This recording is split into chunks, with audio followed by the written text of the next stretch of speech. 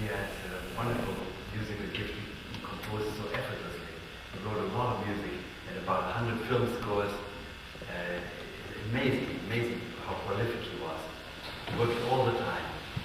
And another thing that's interesting about his music is that it's neither Japanese nor anything else, but it's sort of a mixture of French-Japanese.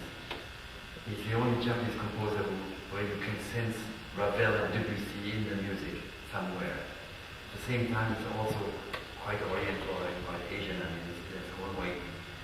And always interesting. I think he's probably the foremost composer of his time. Unfortunately, he died recently. And we miss him. His last piece actually was dedicated, it was inspired by my wife, the painter's work. He says what he wrote us in a letter. As I said, he was a real friend. The music is beautifully orchestrated. And sometimes there are moments that are a little bit aleatoric in the notation, at least. It's difficult to say.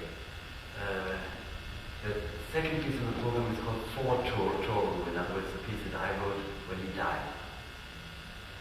And that is not really reflecting his music, because you can't do that. You can't, when you write a piece for a composer, you don't necessarily invade his style. I don't think that would be helpful at all. But it's a form of elegy. And it's based, at least the first and last section, are based on a chord that has been haunting me at that time. It is a ninth chord, but in a particular inversion. I'll show you what I mean.